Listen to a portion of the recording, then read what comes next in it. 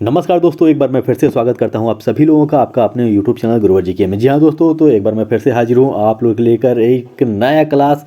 जी हाँ दोस्तों, प्रश्न पत्र 8। जैसे कि आप लोग जानते हैं कि दोस्तों यूपी पुलिस कांस्टेबल सामान्य ज्ञान के प्रश्न पत्रों को हम हल कर रहे हैं और 7 प्रश्न पत्रों को हम पहले ही हल कर चुके हैं। तो आज बारी है 8वें प्रश्न पत्र की। हम उन महत्वपूर्ण प्रश्नों को हल करते हैं दोस्तों जो आगामी परीक्षा की दृष्टि से बहुत ही इम्पॉर्टेंट होते हैं, और जो लोग पहले से जुड़े हुए हैं वो लोग जानते हैं कि कितने महत्वपूर्ण ये प्रश्न होते हैं। तो दोस्तों ज़्यादा देर न करते हुए आज की वीडियो प्रारंभ करते हैं और आज का हम पहला प्रश्न हल करते हैं। आज का पहला प्रश्न है दोस्तों कि भारतीय राष्ट्रीय कांग्रेस की स्थापना कहाँ हुई थी। बताइए दोस्तों आपका क्या जवाब होगा। जी हाँ दोस्तों, यदि आप चुनते हैं मुंबई तो आप बिल्कुल सही हैं। भारतीय राष्ट्रीय कांग्रेस की जो स्थापना हुई थी वो मुंबई में हुई थी। और कब हुई थी? यह हुई थी 28 दिसंबर के दिन। 28 दिसंबर 1885 ईस्वी के दिन भारतीय राष्ट्रीय कांग्रेस की स्थापना हुई थी मुंबई में। और यदि कॉलेज की बात करें, एक महाविद्यालय था मुंबई का जो कि नाम था जिसका गोकुल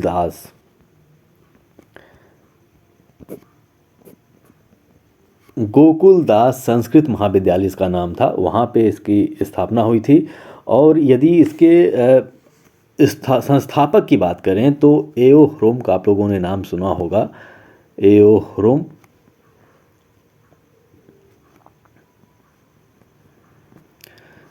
ने इसका स्थापना किया था। और यदि हम पहले अध्यक्ष की बात करें तो व्योमेश चंद्र बनर्जी का नाम आप लोगों ने सुना होगा। व्योमेश चंद्र बनर्जी इसके पहले जो थे वो अध्यक्ष थे दोस्तों। अगला प्रश्न है दोस्तों कि राष्ट्रवाद की भावना के प्रचार के लिए गणपति एवं शिवाजी उत्सव किसने प्रारंभ किया। बताइए दोस्तों क्या होगा आपका जवाब। जी हाँ दोस्तों, ये बहुत ही महत्वपूर्ण प्रश्न है और इसका जो जवाब होगा वो हो जाएगा बी, यानी कि बाल गंगाधर तिलक। बाल गंगाधर तिलक ने मुख्य रूप से देखा जाए तो मुंबई के क्षेत्र में राष्ट्रवाद की भावना को जगाने के लिए गणपति एवं शिवाजी उत्सव प्रारंभ कराया था। और इनका ऐसा मानना था कि जब लोग इकट्ठा होकर इस उत्सव को मनाएंगे तो उन्हें कहीं ना कहीं प्रेरणा मिलेगी कि वह एक ही हैं और एक साथ जुड़कर ब्रिटिश साम्राज्य के खिलाफ लड़ सकेंगे दोस्तों। यदि हम देखें जैसे कि लाल बाल पाल का नाम आता है। लाल बाल पाल जो थे वह गरम दल के नेता थे कांग्रेस के। तो यहाँ पे बाल गंगाधर तिलक है। बिपिन चंद्र पाल का नाम आता है और लाला लाजपत राय का नाम आता है। लाला लाजपत राय जो थे वो भी गरम दल के नेता थे, यानी कि लाला लाजपत राय, बाल गंगाधर तिलक, बिपिन चंद्र पाल, ये सब गरम दल के नेता थे। गोपाल कृष्ण गोखले जो थे वह कांग्रेस के एक नरम दल के नेता थे दोस्तों। अगला प्रश्न है दोस्तों कि शेर शाह का मकबरा कहाँ अवस्थित है। बताइए दोस्तों क्या होगा आपका जवाब। जी हाँ दोस्तों, ये है सासाराम में। शेर शाह का मकबरा जो है वो अवस्थित है सासाराम में। सासाराम जो है वो कहाँ है? वो बिहार राज्य में है। बिहार में सासाराम मौजूद है। और उसके साथ ही अन्य जो ऑप्शन है, पटना हो गया, सीतामढ़ी, रोहतासगढ़, ये सभी के सभी जो हैं बिहार के ही शहर हैं। अगला प्रश्न है दोस्तों कि महमूद गजनबी के आक्रमणों में सबसे महत्वपूर्ण आक्रमण कौन सा था। बताइए दोस्तों क्या होगा आपका जवाब। जी हाँ दोस्तों, इसका जवाब हो जाएगा सोमनाथ मंदिर का जो आक्रमण था इसका वो सबसे महत्वपूर्ण आक्रमण माना जाता है, क्योंकि ये बहुत ही विध्वंसकारी था। बहुत सारे लोगों का जान इसमें चला गया था इस आक्रमण में। और इसने मंदिर को भी क्षति पहुंचाया था और उसमें जो भी रखे हुए खजाने थे वह सभी इसने लूट लिए थे। इसका जो सन है वो कहीं कहीं आप लोगों को 1025 तो कहीं कहीं 1026 आप लोग को देखने को मिलता है। अगला प्रश्न दोस्तों कि महात्मा बुद्ध को ज्ञान की प्राप्ति कहाँ हुई थी। बताइए दोस्तों क्या होगा आपका जवाब। जी हाँ दोस्तों, इसका जवाब हो जाएगा बोध गया। बोध गया में महात्मा बुद्ध को ज्ञान की प्राप्ति हुई थी। बोध गया उरुवेला नामक स्थान पे निरंजना नदी के तट पे इन्हें ज्ञान की प्राप्ति हुई थी महात्मा बुद्ध को। अच्छा, यहाँ पे जाम्भिक रिजुपालिका नदी के तट पे किससे ज्ञान की प्राप्ति हुई थी? यह भी इतिहास से जुड़ा हुआ स्थान है। यहाँ पे जिसे ज्ञान की प्राप्ति हुई थी वह थे 24वें तीर्थंकर। 24वें तीर्थंकर जैन धर्म के, यानी कि महावीर स्वामी जी को जो ज्ञान की प्राप्ति हुई थी वह जाम्भिक रिजुपालिका नदी के तट पर हुई थी। और महात्मा बुद्ध को जो ज्ञान की प्राप्ति हुई थी वो बोध गया उरुवेला निरंजना नदी के तट पर हुई थी। अगला प्रश्न है दोस्तों कि चित्रकला की बंगाल शैली का अग्रदूत कौन था। बताइए दोस्तों क्या होगा आपका जवाब। जी हाँ दोस्तों, इसका जवाब हो जाएगा बी, यानी कि अवनींद्र नाथ ठाकुर जो थे वह चित्रकला की बंगाल शैली के अग्रदूत थे। अगला प्रश्न है दोस्तों कि नृत्य के मोहिनी अट्टम रूप का विकास कहाँ हुआ था? बताइए दोस्तों क्या होगा आपका जवाब। जी हाँ दोस्तों, जैसा कि आप लोगों को पता है कि मोहिनी अट्टम जो नृत्य है वह कहाँ का है? वह केरल राज्य का एक प्रसिद्ध नृत्य है। तो इसलिए केरल में ही मोहिनी अट्टम रूप का जो है नृत्य रूप का विकास हुआ था दोस्तों।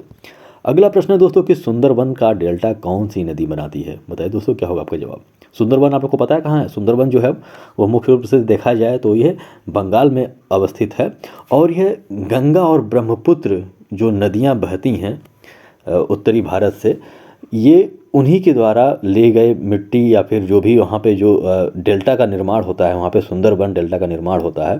सुंदरबन में यहाँ पे सुंदरी नाम का वृक्ष पाया जाता है और यहाँ पे ये एक प्रकार के मैंग्रोव क्षेत्र है, मैंग्रोव वन यहाँ पे हैं, मैंग्रोव किस्म के यहाँ पे वृक्ष पाए जाते हैं।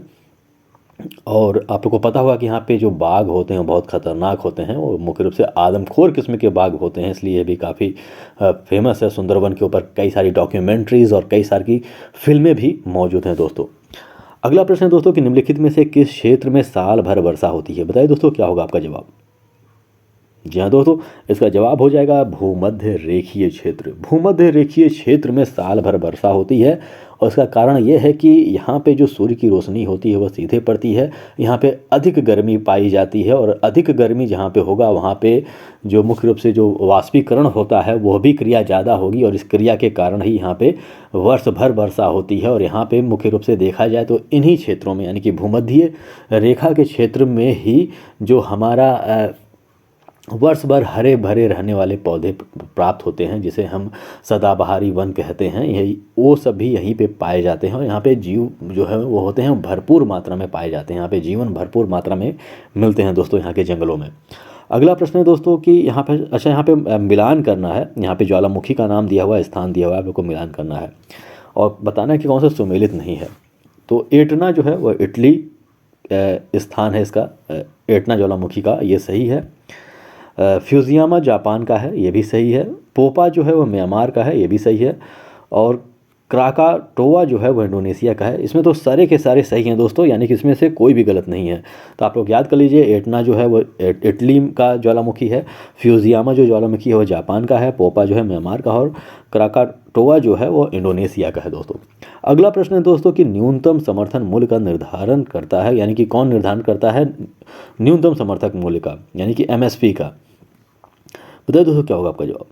जी हाँ दोस्तों, इसका जवाब हो जाएगा कृषि लागत एवं मूल्य आयोग। ये कृषि विभाग के अंतर्गत आने वाला एक आयोग है, कृषि लागत एवं मूल्य आयोग, और यही निर्धारित करता है कि किस वर्ष जो फसल होते हैं, जो मुख्य रूप से 22 फसलों पे जो सरकार होती है वह न्यूनतम समर्थन मूल्य देती है, तो किस वर्ष कितना रहने वाला है ये इसी से निर्धारित होता है। जैसा कि आप लोग देखते होंगे कि यदि आपके क्षेत्र में अधिक गेहूं या फिर धान होता होगा तो गेहूं और धान पे भी एमएसपी प्राप्त होता है। तो सरकारी जब बिक्री करते हैं तो आप लोगों को प्राइवेट की अपेक्षा और सरकारी में जो होता है रेट काफ़ी अच्छा मिल जाता है दोस्तों। तो ही न्यूनतम समर्थन मूल्य सरकारी होता है। अगला प्रश्न दोस्तों कि बैंक दर ब्याज की वह दर है जिस पर, बताइए दोस्तों क्या होगा आपका जवाब। जी हाँ दोस्तों, बैंक दर ब्याज की वह दर होती है जिस पे केंद्रीय बैंक जो होती है वह वाणिज्यिक बैंकों को ऋण प्रदान करती है। यानी कि जो वाणिज्यिक बैंक होते हैं जब वो केंद्रीय बैंक से कुछ पैसे लेते हैं ऋण के रूप में, तो उस पे लगने वाला जो दर होता है वह बैंक दर कहलाता है दोस्तों। अगला प्रश्न दोस्तों कि भारत सरकार के बजट के कुल घाटे में किस घाटे का सबसे अधिक योगदान है? बताइए दोस्तों क्या होगा आपका जवाब। जी हाँ दोस्तों, इसका जवाब हो जाएगा राजकोषीय घाटा। राजकोषीय घाटा सबसे अधिक होता है जब भारत सरकार का बजट प्रस्तुत किया जाता है, उसमें जो राजकोषीय घाटा होता है वह सबसे अधिक होता है, इसका योगदान सबसे अधिक होता है दोस्तों। अगला प्रश्न है दोस्तों कि भारत में अधिकतर बेरोजगारी है, किस प्रकार की बेरोजगारी भारत में सबसे अधिक है? जी हाँ दोस्तों, इसका जो जवाब हो जाएगा वो हो जाएगा डी, यानी कि संरचनात्मक किस्म का जो बेरोजगारी है वो भारत में सबसे अधिक पाया जाता है। संरचनात्मक बेरोजगारी मुख्य रूप से ऐसे स्थानों पर पाया जाता है जहाँ पे जो जो वर्कर होते हैं वो बहुत अधिक स्किल्ड नहीं होते हैं, और कई बार ऐसा होता है कि उन्हें समय समय पे काम तो मिलता है, लेकिन कुछ समय बाद वह फिर से बेरोजगार हो जाते हैं और फिर काम ढूंढने में उन्हें समय लगता है और फिर से वो काम करते हैं। तो इस प्रकार के जो बेरोजगारी होती है वो संरचनात्मक किस्म की बेरोजगारी होती है, और इस प्रकार की बेरोजगारी जो है भारत में सबसे अधिक है दोस्तों। अगला प्रश्न है दोस्तों कि कुटीर ज्योति योजना संबंधित है, बताइए दोस्तों क्या होगा आपका जवाब। जी हाँ दोस्तों, इसका जवाब हो जाएगा सी, यानी कि ग्रामीण क्षेत्रों में गरीबी रेखा से नीचे जीवन यापन करने वाले परिवारों को विद्युत सुविधा उपलब्ध कराने का जो योजना था वह कुटीर ज्योति योजना के नाम से जाना जाता है दोस्तों। अगला प्रश्न है दोस्तों कि भारतीय संविधान में कौन सी विशेषता इंग्लैंड से ली गई है, बताइए दोस्तों क्या होगा यह जवाब। ये तो काफ़ी महत्वपूर्ण प्रश्न है दोस्तों, कई बार यह प्रश्न पूछे जाते हैं, बताइए दोस्तों क्या होगा इसका जवाब। जी हाँ दोस्तों, भारतीय संविधान में जो इंग्लैंड से ली गई है विशेषता वह है संसदीय प्रणाली। संसदीय प्रणाली को यहाँ पे भारत में जो है वह इंग्लैंड से लिया गया है। संघीय प्रणाली के बारे में बात करें तो कनाडा, आपने नाम सुना होगा, कनाडा से इसकी विशेषता ली गई है। और मूल अधिकार आप लोग को पता है कि यूएसए यानी कि अमेरिका से लिया गया है, और मूल कर्तव्य जो है ये कहाँ से, सोवियत संघ से लिया गया है दोस्तों। सोवियत संघ जो अब टूट चुका है, आप समझ सकते हैं कि रसिया से, आप मान सकते हैं कि रसिया से इसे लिया गया है दोस्तों। अगला प्रश्न है दोस्तों कि भारत में प्रधानमंत्रियों का निम्नलिखित में से कौन सा कालानुक्रम सही है, यानी कि इसमें बताना है कि सबसे पहले कौन प्रधानमंत्री बना, उसके बाद कौन प्रधानमंत्री बना। तो यदि देखा जाए इंदिरा गांधी, जवाहरलाल नेहरू, मोरारजी देसाई और चौधरी चरण सिंह की बात की जाए तो सबसे पहले तो यहाँ पे नाम आता है जवाहरलाल नेहरू का। जवाहरलाल नेहरू का जो शासनकाल था वह 1947, जब भारत आज़ाद हुआ था, 1947 से लेकर 64 तक इनका शासनकाल था। उसके बाद इसका नंबर आता है इंदिरा गांधी का, जो कि इनका जो शासनकाल था वो 1966 से लेकर 77 था पहली बार, और दूसरी बार जो था वो 80 से लेकर, यानी कि 1980 से लेकर 1984 तक था। तो दूसरे नंबर की इंदिरा गांधी हो गई, पहले नंबर के जवाहरलाल नेहरू हो गए, और तीसरे नंबर के इंदिरा गांधी के बाद बने थे मोरारजी देसाई। इनका जो शासनकाल था भारत में वो 1977 से लेकर 79 तक था। उसके बाद चौधरी चरण सिंह का नंबर आता है, और इनका जो शासनकाल था वो 79 से लेकर 80 तक रहता है दोस्तों। इस हिसाब से देखा जाए तो पहले जवाहरलाल नेहरू यानी कि दूसरा हो गया, फिर हो गया इंदिरा गांधी यानी कि पहला, उसके बाद तीसरा और चौथा, यानी कि इसका जो उत्तर हो जाएगा वो सी सही हो जाएगा, यानी कि 2, 1, 3, 4। चलिए चलते हैं दोस्तों अगले प्रश्न की ओर। अगला प्रश्न है एकल हस्तांतरणीय मतदान पद्धति में हर मतदाता व्यक्त कर सकता है, बताइए दोस्तों क्या होगा आपका जवाब। जी हाँ दोस्तों, इसका जवाब हो जाएगा उतने विकल्प जितने चुनाव में प्रत्याशी हैं। जी हाँ दोस्तों, जो एकल हस्तांतरणीय मतदान पद्धति होता है इसमें आप विकल्प चुन सकते हैं कि मतलब जितने प्रत्याशी उठे हैं, मान लीजिए यहाँ पे 5 यदि उठे हैं तो आप उनको नंबरिंग दे सकते हैं, यानी कि आप सबसे पहले किसको मानते हैं, फिर दूसरे नंबर पे किसे।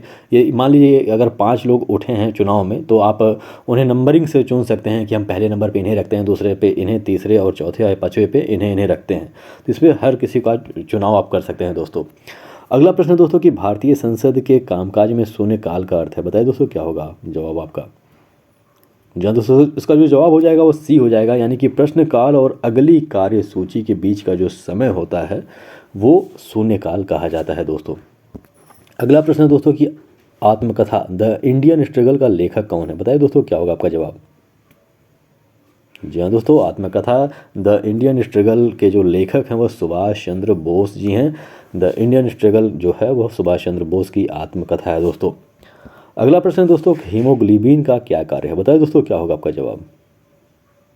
जी हाँ दोस्तों, इसका जवाब हो जाएगा बी, यानी कि ऑक्सीजन ले जाने का कार्य, यानी कि ऑक्सीजन के परिवहन का जो कार्य होता है वह हीमोग्लोबिन करता है। रक्त में यह रक्त के माध्यम से ऑक्सीजन ले जाने का कार्य करता है, और जो शरीर के हर हिस्से में यह पहुँचाने का कार्य करता है ऑक्सीजन को।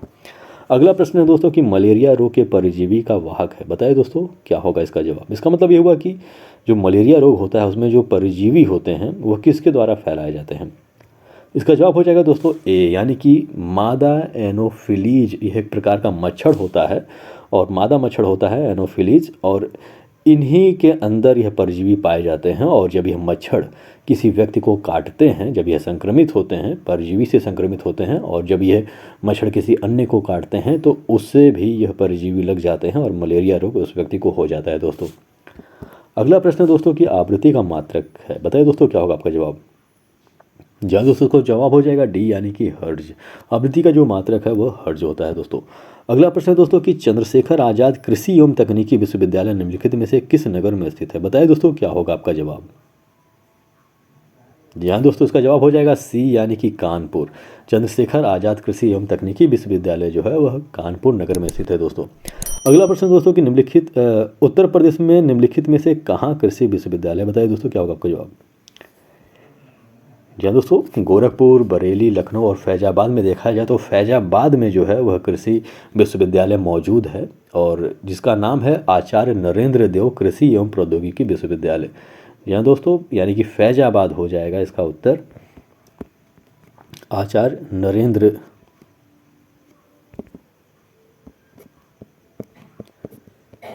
नरेंद्र देव कृषि एवं प्रौद्योगिकी विश्वविद्यालय जो कि फैजाबाद में स्थित है दोस्तों। अगला प्रश्न है दोस्तों कि लखनऊ में कला एवं शिल्प महाविद्यालय की स्थापना कब की गई थी। बताइए दोस्तों क्या होगा आपका जवाब। जी हाँ दोस्तों, इसका जवाब हो जाएगा ए यानी कि 1911 ईस्वी में। अगला प्रश्न है दोस्तों कि उत्तर प्रदेश में 1920 में भारतीय कला परिषद की स्थापना कहाँ की गई थी। उत्तर प्रदेश में 1920 ईस्वी में भारतीय कला परिषद की स्थापना जो की गई थी वह वाराणसी यानी कि ए में की गई थी दोस्तों। यहाँ पे आपको मिलान करना है, यानी कि आपको बताना है कि यह स्थान जो है वह किस स्थान पे मौजूद है। तो यहाँ पे देखिए कनक भवन जो है आपको पता है कि कनक भवन अयोध्या में है, यानी कि ए का 4 हो जाएगा। और कामदगिरी जो पर्वत है वह चित्रकूट में मौजूद है दोस्तों। चित्रकूट मुख्य रूप से देखा जाए तो चित्रकूट एक ऐसा क्षेत्र है जहाँ पे राम जी जाकर कुछ दिनों तक वहाँ पे उन्होंने वनवास के दौरान वहाँ पे रहे थे, राम जी और सीता और लक्ष्मण जी। और चित्रकूट ऐसा स्थान है जो मुख्य रूप से देखा जाए तो उत्तर प्रदेश का भी हिस्सा है और मध्य प्रदेश का हिस्सा है, यानी कि उत्तर प्रदेश और मध्य प्रदेश का बॉर्डर कह सकते हैं चित्रकूट है। और उत्तर प्रदेश का जिला का जो नाम है वह चित्रकूट है और मध्य प्रदेश में भी चित्रकूट नामक स्थान है, लेकिन उसका जो जिला है वह दूसरा है। कलिंजर दुर्ग की बात यदि करें तो ये बांदा में स्थित है और देवा शरीफ जो है वह बाराबंकी में स्थित है दोस्तों। इस तरह से देखा जाए तो कनक भवन का हो गया 4 यानी कि अयोध्या 4, फिर कामदगिरी 3, 4, 3, 2, 1। तो इसका उत्तर हो जाएगा दोस्तों बी यानी कि 4, 3, 2, 1। अगला प्रश्न है दोस्तों कि वर्ष 1947 में राष्ट्रीय पुलिस आयोग का गठन किस सरकार में हुआ था। इंदिरा गांधी जनता पार्टी की सरकार चौधरी, लेकिन 1947 में था ही नहीं।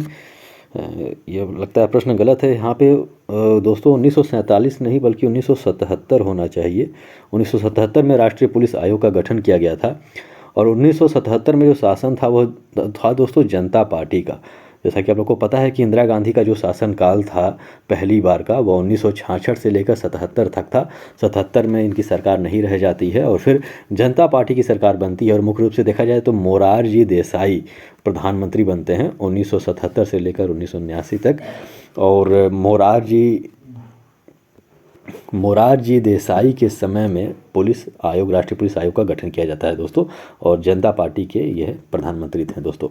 अगला प्रश्न दोस्तों कि पुलिस विभाग के प्रधान अधिकारी हैं। बताइए दोस्तों क्या होगा आपका जवाब।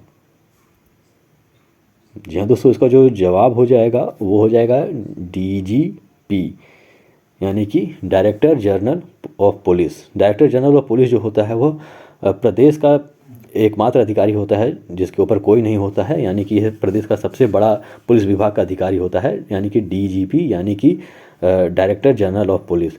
उसके बाद इसमें यदि देखा जाए तो उसके बाद इससे जो छोटा पद यदि किसी का होता है तो IGP का होता है।